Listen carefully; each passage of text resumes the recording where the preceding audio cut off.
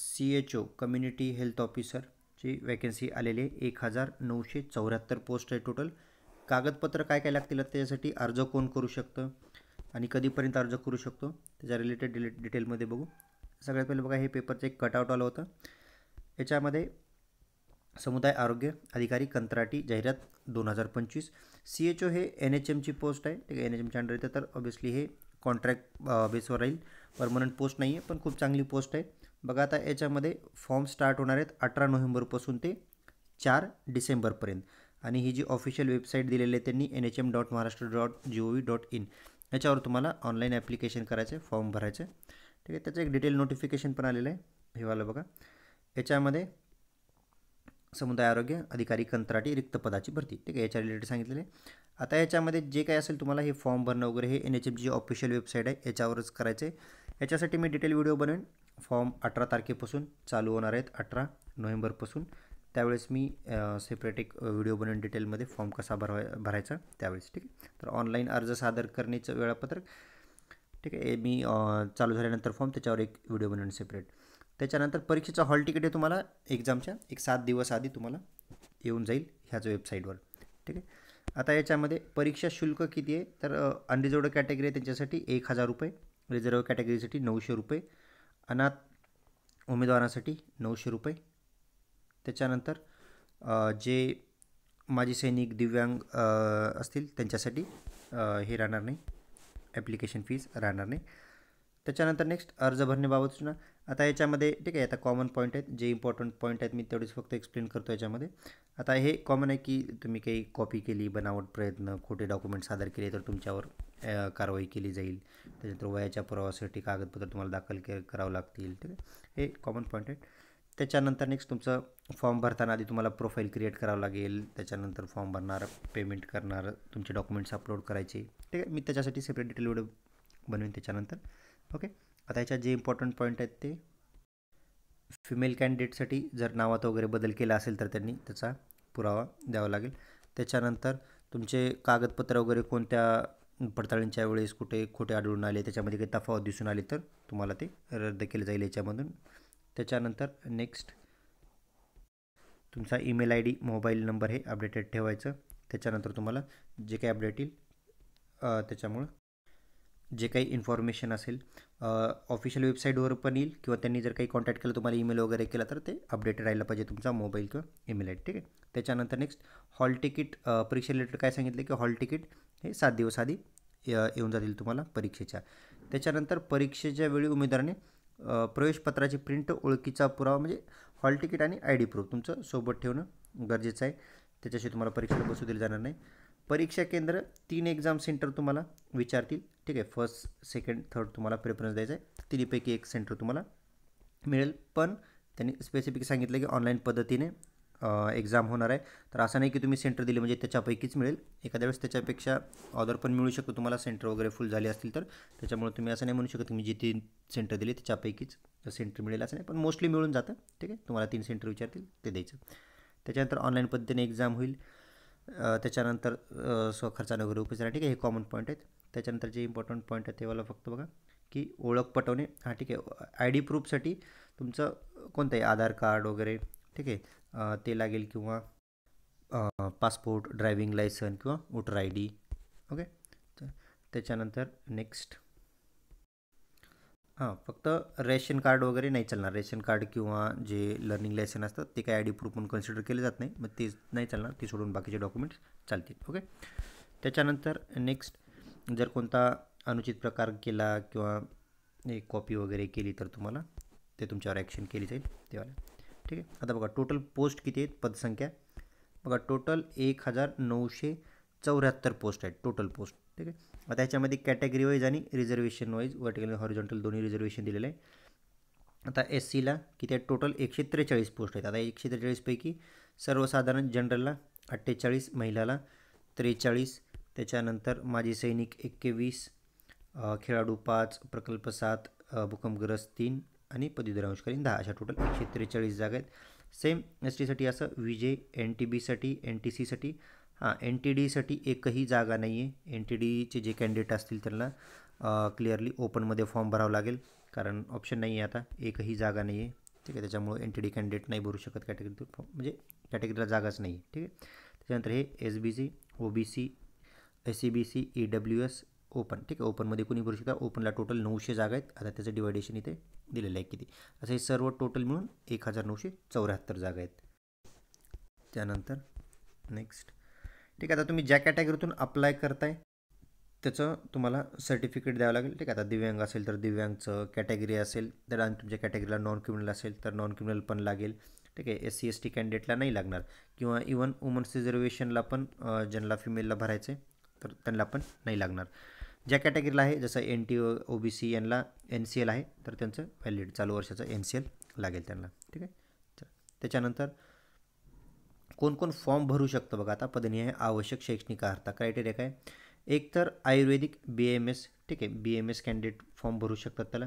त्याच्यानंतर Unani B U M S, त्याच्यानंतर B S C nursing आणि B S C in community health. तर इतके कॅन्डिडेट हे फॉर्म भरू शकतात त्याच्यासाठी.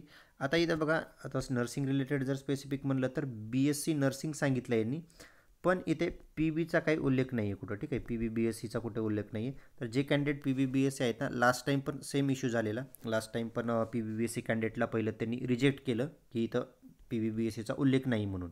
ठीक आहे, पण त्याच्यानंतर परत काही ॲप्लिकेशन वगैरे दिले, ते नंतर ॲक्सेप्ट केलं त्यांना पण. ठीक आहे, ते पण झालं. पण इथे पण आता तो प्रॉब्लेम परत मे बी होऊ शकतो, कारण इथं पण यावेळेस त्यांनी तसंच केलं, परत बी एस सी नर्सिंगच दिलेलं आहे, पी बीचा कुठं उल्लेख केलेला नाही आहे. ठीक आहे, ते होईल सॉर्ट, पण थोडं लवकर ॲक्शन घ्यावं लागेल त्याच्यावर. जर त्यांनी रिजेक्ट वगैरे केले तर ते तुम्हाला, ठीक आहे, त्याचं लेटर वगैरे त्यांना बोलून ते होऊन जाईल, काही प्रॉब्लेम नाही. ओके, थोडक्यात सांगायचं झालं तर बी एस सी किंवा पी बीचे जे कॅन्डिडेट म्हणजे ग्रॅज्युएशन, ठीक आहे, नर्सिंगमध्ये ग्रॅज्युएशन झालेलं पाहिजे. जी एन एम कॅन्डिडेट हे फॉर्म भरू शकत नाहीत. ठीक आहे, जी एन एमसाठी नाही, जी एन एम कॅन्डिडेटला फॉर्म नाही भरता येणार. ओके, त्याच्यानंतर आता रजिस्ट्रेशन रिलेटेड काही जण विचारत होते बघा. रजिस्ट्रेशन इथे त्यांनी क्लिअरली सांगितले, बी एस सी नर्सिंग किंवा B S C in community health nursing अर्हताधारकाकरिता जाहिरात प्रसिद्ध झालेल्या दिनांकापूर्वी अथवा दिनांकात. इथे स्पेसिफिकली त्यांनी मेन्शन केले की नर्सिंग काउन्सिलच्या वैध नोंदणीद्वारे व्हॅलिड रजिस्ट्रेशन. ठीक आहे, समर्थित मान्यताप्राप्त विद्यापीठातून नमूद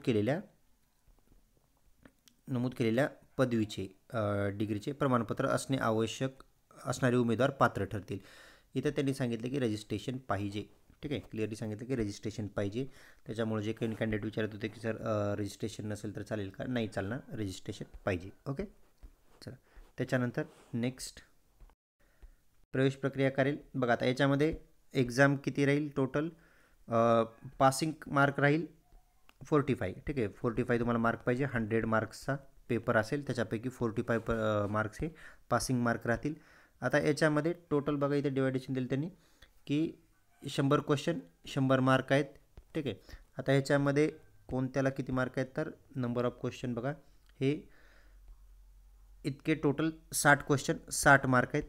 म्हणजे basic concept of public health, basics of human body, child health, adolescent health, maternal health, त्याच्यानंतर family planning, communicable disease, non communicable disease, त्याच्यानंतर nutrition, mental health, skill base. ठीक आहे, हे मोस्टली आता कम्युनिटीमध्ये काम करायचं. ठीक आहे, सी एच ओ आहे जे मोस्टली कम्युनिटीवरच काम करते, त्याच्यामुळं कम्युनिटीवर जास्त फोकस आहे. तर 60 क्वेश्चन त्याच्यावर राहतील 60 मार्कसाठी. त्याच्यानंतर जनरल नॉलेज पण त्यांनी टाकलेलं आहे, 20च क्वेश्चन राहतील 20 मार्कासाठी.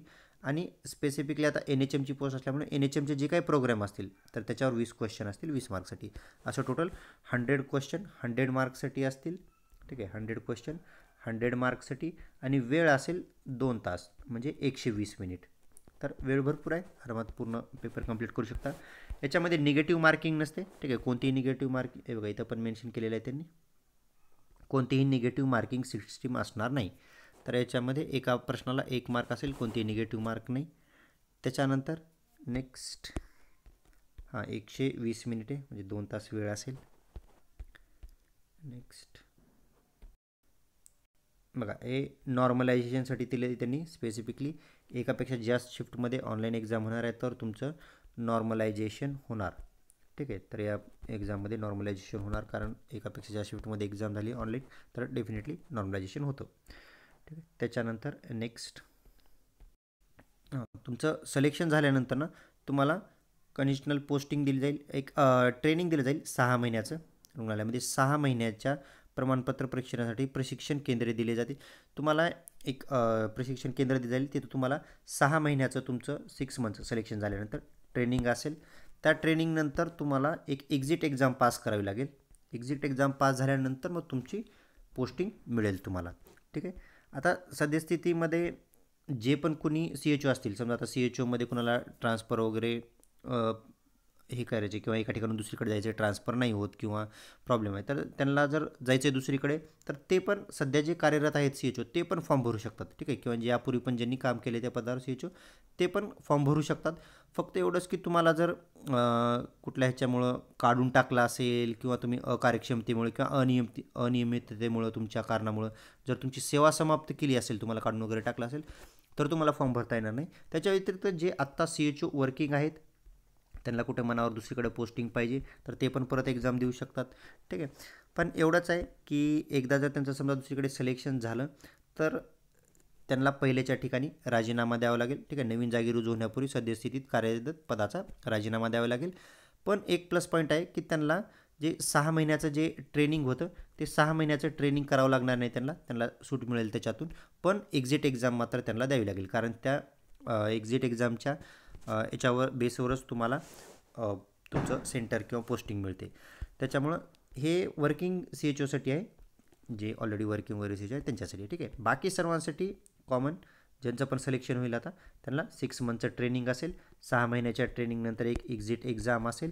ती एक्झिट एक्झाम तुम्हाला पास करावी लागेल. ठीक आहे. चला, याच्यामध्ये बघा, तुम्ही जर समजा एक्झिट एक्झाम किंवा ब्रिज कोर्स ट्रेनिंग पूर्ण केलं, त्याच्यानंतर तुम्ही जर पास नाही झालं तर तुम्हाला 2 अटेम्प्ट मिळतील. ठीक आहे. अजून एक अटेम्प्ट मिळेल.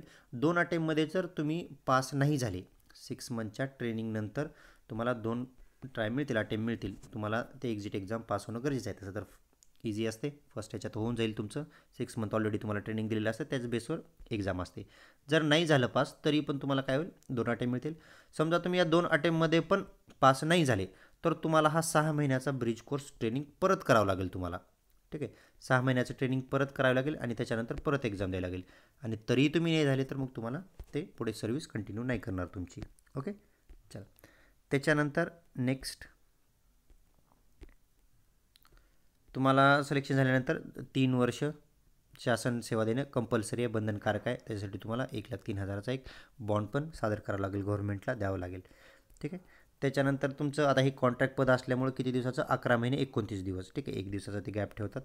त्याच्यानंतर ऑर्डर रिन्यू करून देतील तुम्हाला. ते शासनाचं पुढे केंद्र शासनातर्फे जसं चालू येत राहील ते कंटिन्यू होत राहतं. तसं काही 12 महिन्यानंतर तुम्हाला काढणार नाहीत, पण जस्ट ते ऑर्डर तशीच असते, 11 महिने 29 दिवस. ठीक आहे. त्याच्यानंतर नेक्स्ट मोबदला बघा. आता तुम्हाला ज्यावेळेस तुमचं ट्रेनिंग असेल, महिन्याच्या प्रमाणपत्र परीक्षेदरम्यान म्हणून निवड झालेल्या उमेदवारांना ट्रेनिंग पिरियडमध्ये जे 6 महिन्याचे ट्रेनिंग पिरियड आहे त्याच्यामध्ये तुम्हाला 10,000 हे स्टायपंड असेल. त्या पिरियडमध्ये तुम्हाला 10,000 हे पेमेंट मिळेल. पेमेंट किंवा स्टायपंड म्हणा, ते तुम्हाला मिळेल 6 महिने ज्यावेळेस तुमचं ट्रेनिंग चालू आहे त्यावेळेस. त्याच्यानंतर ज्यावेळेस तुम्हाला प्रॉपर पोस्टिंग मिळेल, एक्झिट एक्झाम पास झाल्यानंतर तुम्हाला एखादं सब सेंटर वगैरे मिळेल, त्यावेळेस तुमचं 25,000 हे पेमेंट राहील फिक्स आणि 15,000 हे तुमच्या कामाच्या बेसवर तुम्हाला ते मिळेल. म्हणजे 40,000पर्यंत तुम्हाला पेमेंट मिळेल. त्याच्यानंतर समजा कुठं अतिदुर्गम किंवा आदिवासी भागात जर असेल पोस्टिंग तुमची तर आणखीन 15,000 तुम्हाला एक्स्ट्रा मिळू शकतात अतिरिक्त कामावर. ओके. चला, बाकी परीक्षेचं वेळापत्रक हे ज्यावेळेस येईल त्यावेळेस मी तुम्हाला एक्सप्लेन करेन डिटेलमध्ये. ओके. हां, क्रायटेरियामध्ये आणखी एक लक्षात ठेवा, महाराष्ट्राचा रहिवासी तर असला पाहिजे, डोमिसाईल सर्टिफिकेट पाहिजे त्याच्या. बाकी आता हे एक बघितलं असेल तुम्ही, प्रत्येक एक्झाममध्ये आता फॉर्म भरताना विचारत आहेत. महाराष्ट्र शासनाने दावा सांगितलेला आहे 865 गावातील मराठी भाषिक. ठीक आहे. जे बॉर्डरवर महाराष्ट्र कर्नाटक बॉर्डरवरची जी गावं आहेत त्याच्यापैकी जर तुमचं गाव असेल तर त्याचं पण सर्टिफिकेट काढून घ्या, ते लागेल तुम्हाला. ओके. त्याच्यानंतर वयोमर्यादेचा पुरावा. ठीक आहे. एज लिमिट बघा किती, इथं पूर्ण त्यांनी चार्ट दिलेलं आहे. मिनिमम 18 इयर्स तर राहणार सर्वांनाच. मॅक्झिमम किती, ओपनसाठी 38, रिझर्व कॅटेगरीसाठी 43, दिव्यांगसाठी 45, प्रकल्पसाठी 45, भूकंपग्रस्त 45. ठीक आहे. हे सर्व इथं दिलेलं आहे, तुम्ही बघू शकता. ह्या एज क्रायटेरिया एवढा आहे. त्याच्यानंतर नेक्स्ट सामाजिक व समांतर आरक्षण. ठीक आहे. आता बघा, हे सर्वांसाठी लागू नाही. तुम्ही ज्याच्यातून फॉर्म भरताय त्याचे कागदपत्र तुम्हाला लागतील. समजा तुम्ही कॅटेगरीतून फॉर्म भरताय, तुमच्या कॅटेगरीला NCL आहे, तर तुम्हाला ते NCL सादर करावं लागेल. ठीक आहे. फक्त महिला रिझर्वेशन जर असेल तर ती अट रद्द करण्यात आलेली आहे. ठीक आहे. तर अट रद्द करण्यात आहे, त्याच्यामुळे त्यांना फिमेल रिझर्वेशनसाठी काही गरज पडणार नाही. हां, पण कॅटेगरीतून फॉर्म भरणार असेल तर कॅटेगरीसाठी तर तुम्हाला NCL लागेलच. ठीक आहे. त्याच्या व्यतिरिक्त समजा जे कोणी कॅन्डिडेट असतील OBC वगैरे त्यांना पण लागेल. त्याच्यानंतर खेळाडूमधून फॉर्म भरता असाल तर खेळाडूचं सर्टिफिकेट लागेल तुम्हाला. माजी सैनिक असेल तर माजी सैनिकचं लागेल. प्रकल्पग्रस्त, भूकंपग्रस्त, पदवीधर अंशकालीन म्हणजे पार्ट टाईम, म्हणजे तुम्ही ज्या कॅटेगरीतून फॉर्म भरताय त्याचं तुम्हाला सर्टिफिकेट तिथं सादर करावं लागेल. ओके. चला, याच्या व्यतिरिक्त आणखीन हां, लहान कुटुंबाचं प्रमाणपत्र एक ते कंपल्सरी सर्वांना देणं आहे, ते सर्वांना द्यावं लागतं. ठीक आहे. याच्यामध्ये हे बघा, हे लहान कुटुंबाचं प्रमाणपत्र आहे, हे एक. ठीक आहे. मी याच्या आधी पण सांगितलं होतं हे कसं भरायचं. ओके. चला, तर ज्यावेळेस फॉर्म स्टार्ट होतील भरायला 18 तारखेपासून, त्याच्यानंतर मी एक फॉर्म कसा भरायचा त्याचा एक सेपरेट व्हिडिओ बनवेन. याच्या व्यतिरिक्त काही डाऊट्स असतील तर डिस्क्रिप्शनमध्ये लिंक आहे ग्रुपची, तर जॉईन करून तिथं विचारू शकता. ओके.